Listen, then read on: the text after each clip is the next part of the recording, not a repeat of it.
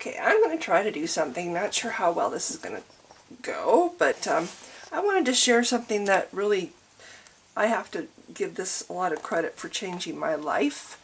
When I was still a Christian and I was just dipping my toes into trying to think outside of the box that I had been indoctrinated into for my whole life.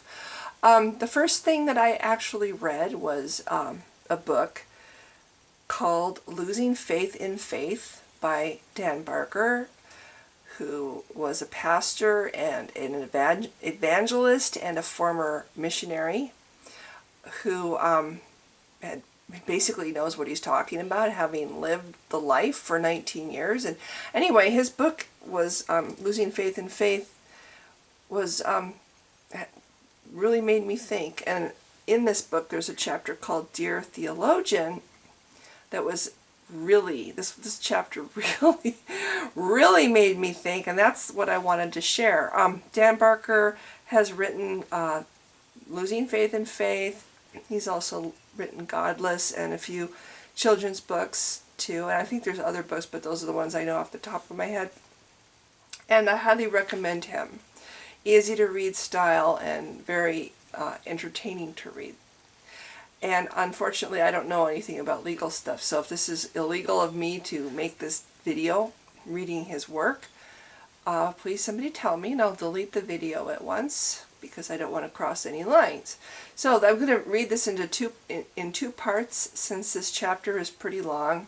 Hopefully I won't make too many mistakes, but I'm going to just plow through them if I do. So anyway, this is called Dear Theologian, and this is God speaking. Dear Theologian, I have a few questions, and I thought you would be the right person to ask. It gets tough sometimes, sitting up here in heaven with no one to talk to. I mean really talk to. I can always converse with the angels, of course, but since they don't have free will, and since I created every thought in their submissive minds, they are not very stimulating conversationalists.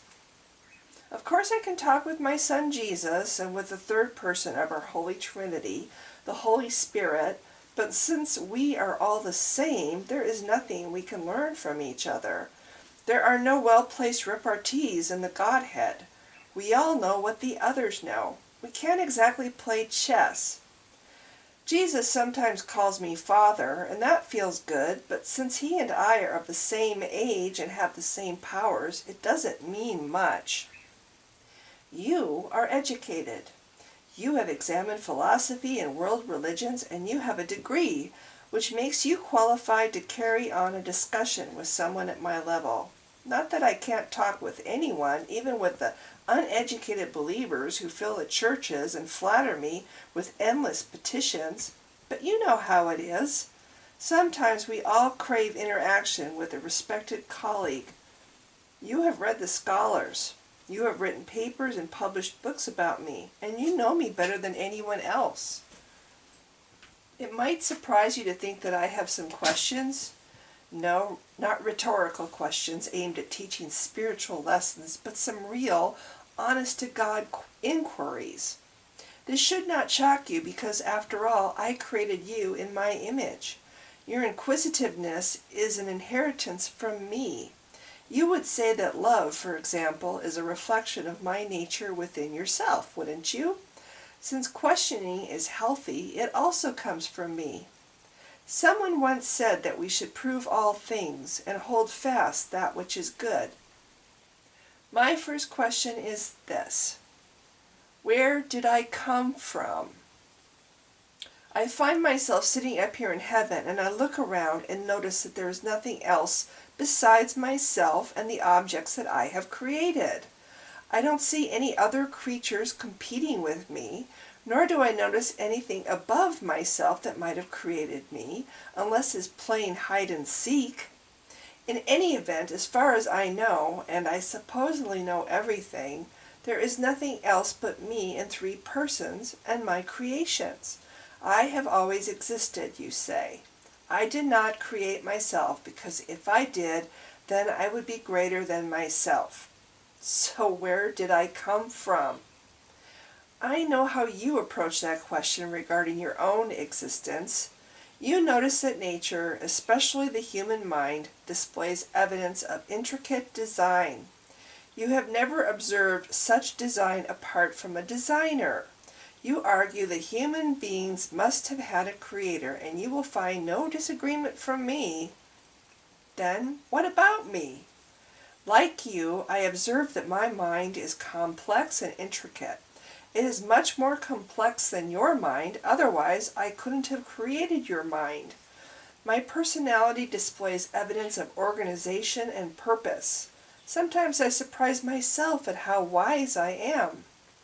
If you think your existence is evidence of a designer, then what do you think about my existence?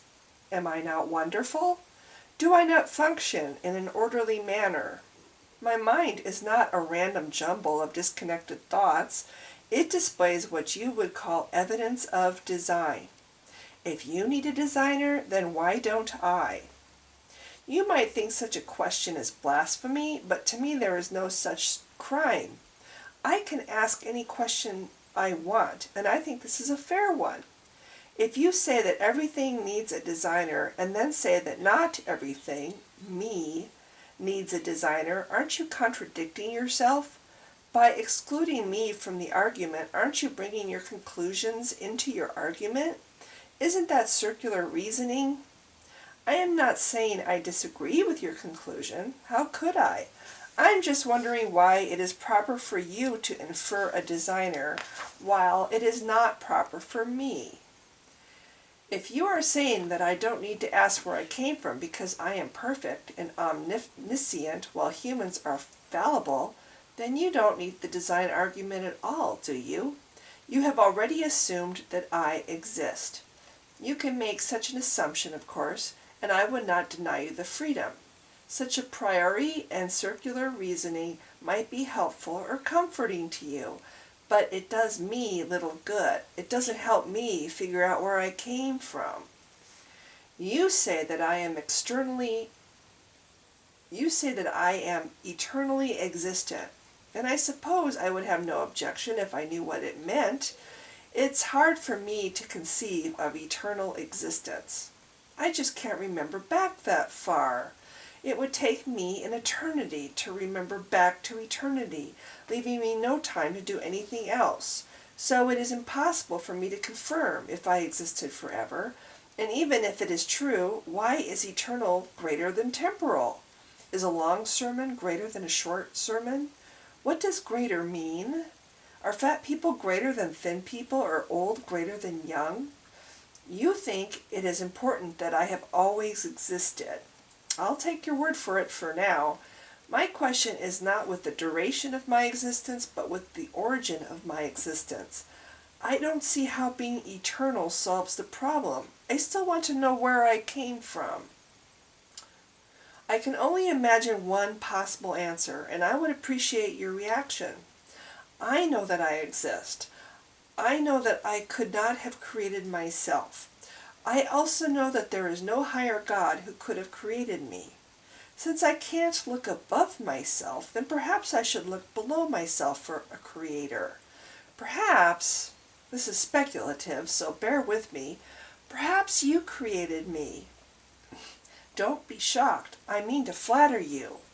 Since I contain evidence of design, and since I see no other place where such design could originate, I am forced to look for a designer or designers in nature itself.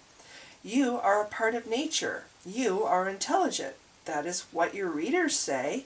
Why should I not find the answer to my question in you? Help me out on this. Of course, if you made me, then I could not have made you, I think. The reason that I think I made you is because you made me to think I made you. You have often said that a creator can put thoughts in your mind. Isn't it possible that you have put thoughts in my mind, and now here we are, both of us, wondering where we each came from? Some of you have said that the answer to this whole question is just a mystery that only God understands. Well, thanks a lot. The buck stops here. On the one hand, you use logic to try to prove my existence, But on the other hand, when logic hits a dead end, you abandon it and invoke faith and mystery. Those words might be useful to you as placeholders for facts or truth, but they don't translate to anything meaningful as far as I am concerned. You can pretend that mystery signifies something terribly important, but to me it simply means you don't know. Some of you assert that I did not come from anywhere. I just exist. However, I have also heard you say that nothing comes from nothing. You can't have it both ways. I either exist or I don't. What was it that caused me to exist as opposed to not existing at all? If I don't need a cause, then why do you? Since I am not happy to say that this is a mystery, I must accept the only explanation that makes sense. You created me. Is that such a terrible idea?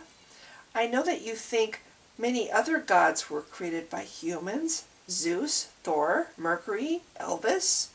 You recognize that such deities originate in human desire, need, or fear.